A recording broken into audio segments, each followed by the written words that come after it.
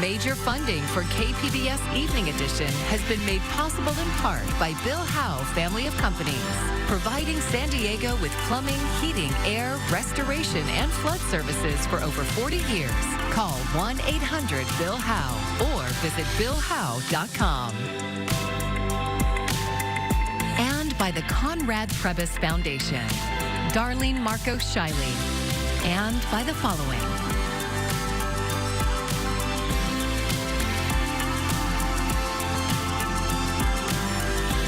By viewers like you. Thank you.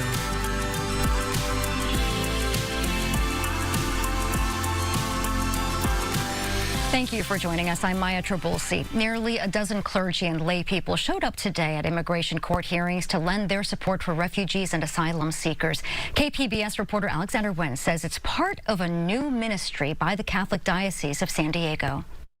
They're clergy and parishioners who are volunteering their time to accompany refugees and asylum seekers for their day at immigration court. It's a new interfaith program headed by the Catholic Diocese of San Diego. God who hears the cry of the poor is there with them. They're there to provide comfort, hope, and faith, literally. It stands for Faithful Accompaniment in Trust and Hope. Know that they're not alone. Father Hung Win from Our Lady of Guadalupe thinks their presence has helped. If that gives them a sense of hope, if that gives them a sense of inner peace to find a way to move forward, that's a big win. The program is a follow-up to the effort started 6 weeks ago on World Refugee Day, where Bishop Michael Pham and other religious leaders accompany refugees on their immigration hearings. He says he felt compelled to act after seeing the ICE raids in El Cajon and North Park. Pham says this is personal for him because those raids reminded him of the regime he fled in Vietnam as a young boy. Who were very oppressive, who did the same raids as what we saw here. That's why it takes another level of how serious this is for me. ICE agents have been sticking out in the hallway of immigration courts to detain asylum and refugee seekers after the cases were heard. The hope is that with the presence of clergy, those courthouse arrests will stop. Father Win says that hasn't been the case, at least on the first day of the ministry yesterday. In the afternoon, there were 2 arrests. And ICE agents were there, and so there were 2 arrests. Last Friday, the Ninth Circuit Court of Appeals ruled that ICE agents must have probable cause to arrest people they believe are in the country illegally. Court observers say it's too early to tell if the Ninth Circuit's ruling is having an effect. The ministry says they're going to be here offering support throughout the month of August. In downtown San Diego, Alexander Wen, KPBS News. Also at immigration court today, a group of veterans gathered to stand with an Afghan refugee during his hearing. The man worked as a journalist in Afghanistan, where he was a critic of the Taliban.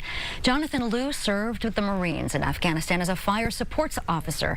He deployed to Helmand province, where he served alongside Afghan interpreters. Today, he says that service continues. We don't give up on our commitments. Even we don't give up when it's no longer useful to us. We stand by those. So that continues today, and we'll continue to do that.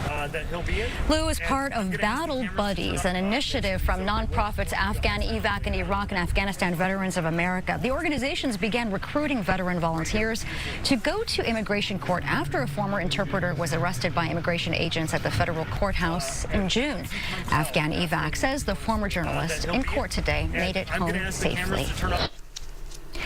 Thousands of people have lost legal status and authorization to work under President Trump's immigration policies. In a few minutes, we'll take a closer look at how that's impacting the overall workforce. Things are starting to heat up across the desert Southwest, but overall I'm going to be tracking sunny skies and warming conditions here as we head into the weekend. But overall, great weather for both your Saturday and Sunday. But yes, we will be watching out for record-breaking temperatures across parts of the desert Southwest. I'll detail just how hot it's going to get and an extended look at that forecast coming up. Yes, those temperatures are high. Firefighters in Southern California have their hands full right now with several fires burning in the region. The largest is the Gifford fire in Santa Barbara and San Luis Obispo counties. At more than 82,000 acres, it's the largest fire of the year so far and is threatening hundreds of structures. Although it's about 200 miles away, it's having a big impact on the air quality here in San Diego County. You can smell it in the early morning hours. It's kind of stronger, and then as the day goes and the atmosphere changes, it goes up and down, but it is present in our county. More than 2,000 personnel have been called to help fight the fire, including one firefighter and a captain from the San Diego Fire Department. The Gold and Rosa fires in San Bernardino and Riverside, respectively, are also contributing to the smoky air. 60 years ago today, the Voting Rights Act of 1965 was signed into law. It was designed to protect and enforce the 14th and 15th constitutional amendments by addressing racial discrimination in election policies. As Laura Aguirre explains, Texas state Democrats say those voting rights are once again under attack. What is happening in Texas isn't just a state injustice, it is a national alarm bell. Texas State Democrat Carol Alvarado flanked by fellow Dems and political allies with a clear message for Texas and the nation. We came to Boston to remind America we don't have a king here. We have a constitution. The departure of Texas State Democrats Sunday left the chamber without a quorum to push a highly controversial GOP redistricting map forward in special session. The proposed Texas map would precisely redraw 5 districts, making them more favorable for Republicans. It has to be done the right way. But again, the law also allows them to do it. And sometimes you're in the majority and sometimes you're not. After Texas, it will be your state. After your state, it'll be this entire country.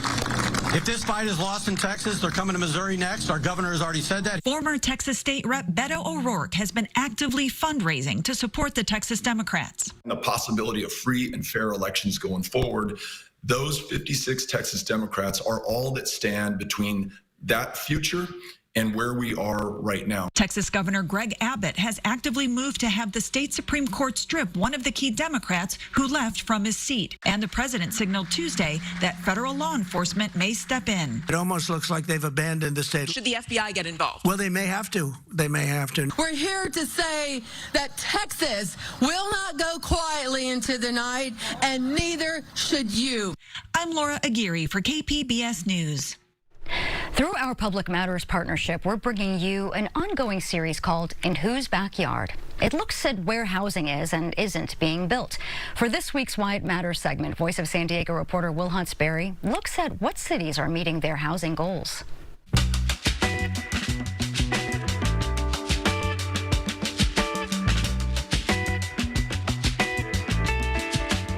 Here's something that might sound crazy. Encinitas and Del Mar are closer to hitting their state-mandated housing goals than almost any city in San Diego County.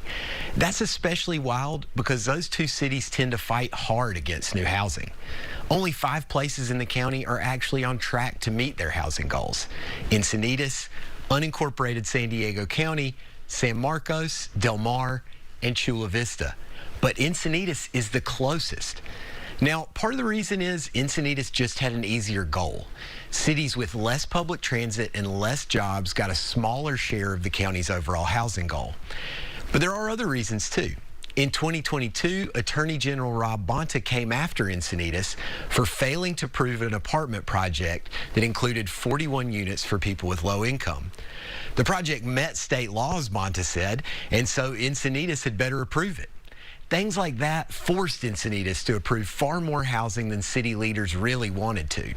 Here's Mayor Bruce Ehlers. And so all around Encinitas, we have thousands, and it's thousands of units coming online. Just on Quail Gardens Drive alone, we have 1,045 in process right now. That'll generate an extra 3,000 people in town. So what's happened is they hate it. There is an important caveat about the cities on track to hit their housing goals. They're only on track in one sense, from a pure volume standpoint. Cities are required to permit a certain number of overall homes, but within that number, they're also supposed to permit a certain amount of affordable homes. Only 2 places are even close to meeting their affordable housing numbers: unincorporated San Diego County and San Marcos. On the whole, the county is just not hitting its housing goals for affordable housing or market rate housing. State officials have said San Diego County needs to produce roughly 172,000 homes by 2029. So far, it's produced about 53,000, which puts it pretty far off the mark. I'm Will Huntsberry for Voice of San Diego, and that's why it matters.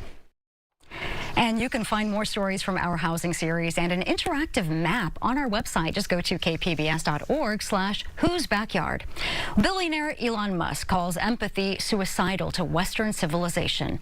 But a local neuroscientist says feeling empathy and acting on it are not just pivotal to our health, but to humanity's salvation. KPBS reporter Amita Sharma brings us this story, the first in a 6-part series about civic values. Empathy means feeling another's emotions. It's as native to humans as hearing, vision, taste. So says William Mobley, founding director of the Sanford Institute for Empathy and Compassion. He explains the parts of the brain that activate when we are sad, distressed, happy, also switch on when we see others in those states. Compassion is acting on empathy. Example, over a quarter of San Diegans volunteer at hospitals, nursing homes, food pantries, and animal shelters. A recent poll shows most Americans believe empathy and compassion are declining. Mobley says we're overwhelmed. We're at a point where there's just too much suffering, where we turn away from it and we just say, well, homelessness is bad, war is bad, this is a hostile place to live, but, you know, I'm just one person. I need to try to live my life. But Mobley challenges us not to look away because the images of others' pain will remain in the brain and burn. You know what happens when you do that? You begin to blunt your feelings even in your own environment. You begin to think that one way to deal with discomfort is to ignore it.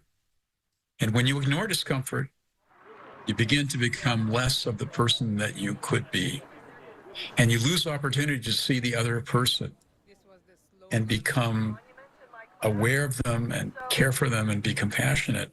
And that hurts you just like it hurts the other person. He applies that principle to all of humanity struggling with polarization. Now more than ever, Mobley says it's important for people to talk to others who don't look or think like them. Doing that, though, first requires a commitment to empathy. Amita Sharma, KPBS News.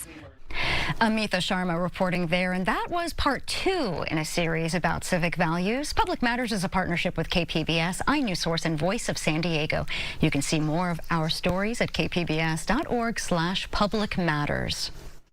I'm Jeff Bennett. Tonight on the NewsHour, Secretary Robert F. Kennedy Jr. cuts funding for research that was crucial to developing COVID vaccines. That's at 7 after Evening Edition on KPBS. San Diego has been a powerhouse when it comes to the genetic sequencing industry, thanks mainly to a company called Illumina. Now there's a new company that's driving the technology and staking its claim in the market. KPBS SciTech reporter Thomas Fudge profiles the company and its dynamic leader. So hi everybody, my name is Molly He. Molly He is the co-founder and CEO of Element Biosciences. We spoke in a sunlit conference room in their Sorrento Valley headquarters. She got her PhD in biophysics at UCLA and worked for Illumina for 8 years. Then, 8 years ago, she and 2 other partners started their own company, which became Element. I think, after so many years in this industry, I start to understand myself better. And I have this self-awareness that I don't like to be bored. And whenever there's something like going very routine or incremental, I just check out. After checking in as an entrepreneur, she and her partners have created a company with 400 employees and $60 million in revenues in 2024. Element Biosciences makes a genetic sequencing machine called the Aviti. So DNA sequencing is basically reading the genetic codes in any living organisms. It could be human, it could be plants, it could be animals, it could be microbes, right? She says Element's customers include fish farms that want to grow shrimp with bigger tails, museums that want to analyze their artifact collection for evidence of origin. But she says improving the practice of medicine is goal number one. So the ultimate vision of Element Biosciences is to make precision medicine affordable. Precision medicine, what that means is that every single person has a specialized medication for your disease, because everybody's genetic makeup is different and everybody responds to the same drug differently. One of Element's customers is the Salk Institute for Biological Studies. There, Todd Michael, a research professor and a plant geneticist, is very familiar with Element's VD platform, which he and other colleagues in genomic centers believe have pulled ahead of the competition on price and quality. He says Element has now taken sequencing to its next level, where the target is much more than DNA. So I think Molly's brilliance is being able to say, now we can do this all on one platform. Let's acknowledge the fact that this is basically a molecular microscope, and let's dig in. Let's do proteins, let's do RNA, let's look at the spatial context of the cell, and boom, we have everything all in one. This is the VD24. The VD24 is the upgrade from the original VD that launched. That was a strictly sequencing instrument. Mike Marshall at Element Biosciences stands beside a new sequencer in the lab. The company recently announced it has shipped and installed 50 of the new devices globally. Eric Topol is director of Scripps Research and a prominent advocate of precision, or what he calls individualized medicine. He says systems like the VD24 and how they help to understand human tissue may be the hottest thing in life sciences today. They can be used to discover crucial biomarkers. Also understanding mechanisms of disease, discovering new types of cells that we never knew about, so creating these cell atlases. So it's really advancing the field, and there's no question that is center stage in terms of life science work right now. We asked Molly He what her work and career have taught her. Here's what she said. The path of being an entrepreneur is really, really hard. You not only need the passion, but also need stamina, because it's a constant climb. It's not like, hey, I reached a milestone, I can celebrate. No, you don't have time to celebrate. It's always constantly climbing. She credits companies like Illumina with creating a sequencing industry and an educated customer base. All Element had to do, she said, was create a machine that could do it faster, better, cheaper. Thomas Fudge, KPBS News. Federal immigration agents arrested a parent outside Camarena Elementary School in Chula Vista this morning. Officials with the Chula Vista Elementary School District, along with 2 city council members, confirmed the arrest. They told KPBS that immigration agents arrested the parent a block away from the school and that 2 children were in the car at the time. The children were later picked up by their father. The Department of Homeland Security did not immediately respond to a request for comment. New research is measuring the economic impact of ICE arrests in California. KPBS reporter Gustavo Solis says it shows nearly 500,000 Californians did not show up to their work the week after the Trump administration ramped up immigration raids. Would you believe me if I told you that immigration arrests are hurting California's workforce about as much as the beginning of the Great Recession in 2008? That's exactly what is going on, according to a new report out of UC Merced. I'm Gustavo Solis, and this is the Border Brief. Now, this is the first report that examines the economic impact of the Trump administration's mass deportation campaign. It relies on monthly surveys from the U.S. Census Bureau to tell us how many people showed up to work in a specific week. And anyone can download the data from this website. But it's massive, so much so that it almost crashed my computer. So instead of doing this myself, I talked to Edward Flores. He runs UC Merced's Community and Labor Center. And he told me that the survey could not have come at a better time. In June, it just so happens that the current population survey was being collected the week after the escalation in immigration enforcement actions in California. The results show a 3.1% drop in the number of people reporting to work in California during that week. So in California, this translates into roughly 465,000 fewer Californians reporting having worked during the week of escalated immigration enforcement. That's comparable to the first month of the Great Recession of 2008, when California saw a 3% drop, according to the report.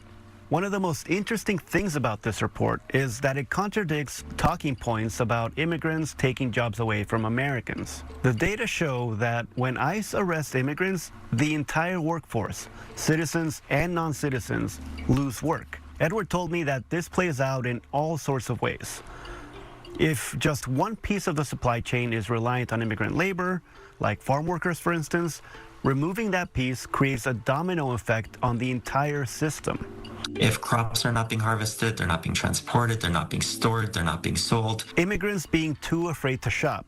What happens to the stores that rely on immigrant customers? A manager could tell their employees not to come into work because there's not enough work. Or Americans who need someone to watch their kid while they work. The daycare industry is very reliant on immigrant labor. If they cannot care for children or elderly persons so that others can work, then those people have to return from the labor market into their homes to do those caregiving activities. Edward told me this is just the first report of an ongoing project. He plans to look at these surveys over the next few months to get a clearer picture of what's going on. Thank you for watching. I'm Gustavo Solis, and this is The Border Brief.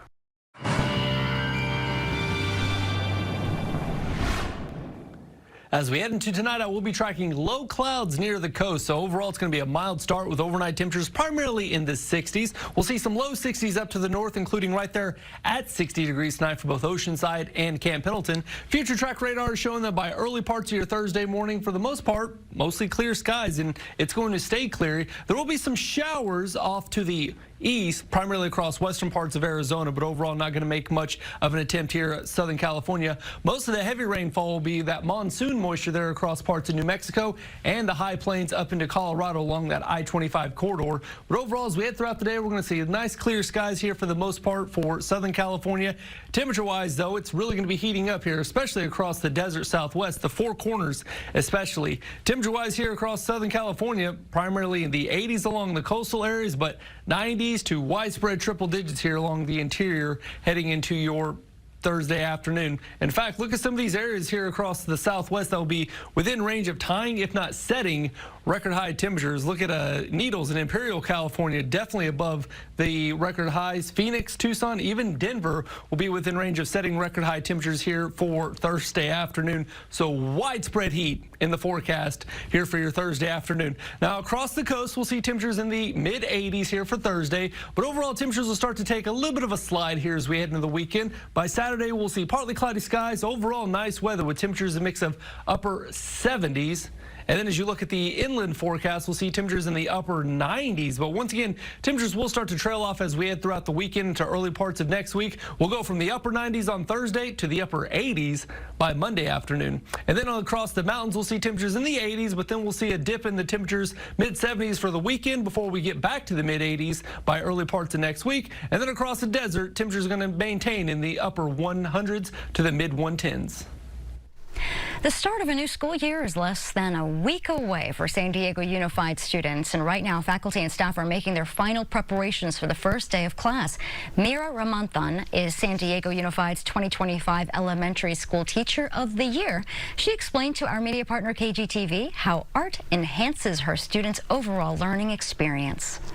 In the art classroom, students are not only learning about different artists, the techniques, the different media, we're also learning how to problem solve, because students do encounter problems when they're creating art. So they're figuring out a way how to problem solve, how to take risks, to collaborate. I think that's such an important life skill. They're learning how to work with other students, take turns, go back and forth with that dialogue.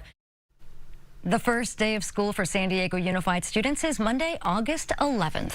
Local high school students are wrapping up summer internships at the Salk Institute in La Jolla. KPBS education reporter Katie Anastas tells us about one student who spent her summer researching how plants and fungi talk to each other. Kelly Sempner graduated from High-Tech High Mesa in June. She first visited the Salk Institute with her high school biology class. I've always found plants a really interesting species to work on, so I wanted to try molecular plant biology. She spent 8 weeks this summer doing just that in Lena Mueller's lab. Mueller studies the relationship between fungi and plants. The roots can take up nutrients from the soil, right? But they have like a limited reach. Fungi inside the roots can expand that reach, helping the plant access more nutrients. Sempner's work has focused on which plant genes sense the presence of fungi. The microscopy was really interesting to be able to see where like different genes are active actually in the roots. And you can see where the fungi has actually colonized in the roots. Centuries of breeding have made it harder for crop plants to interact with fungi. Mueller hopes this research could help reverse that and reduce dependence on chemical fertilizers. The hope would be to be more sustainable with our agricultural practices by exploiting these natural relationships more. Sempner's 8-week internship has given her enough time to see an experiment through from start to finish. From sowing the seeds, to harvesting the plants, to staining the roots in order to see the fungus under a microscope.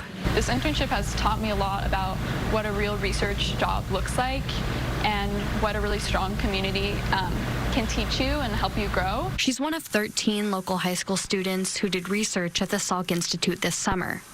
Mueller says they bring curiosity and excitement to their work. We all have like great interest in training the next generation of scientists because these are the people who are going to be making the discoveries that are going to solve the problems of the future. Sempner's path to becoming a scientist takes her to UC Santa Barbara this fall, where she plans to study biology. Katie Anastas, KPBS News. You can find tonight's stories on our website, kpbs.org. Thank you for joining us. I'm Maya Trabulsi. Good night.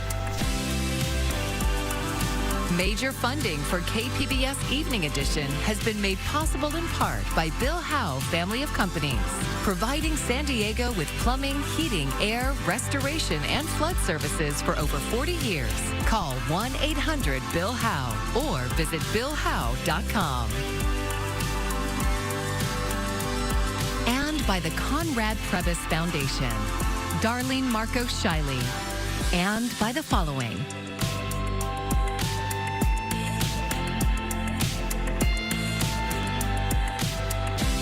And by viewers like you. Thank you.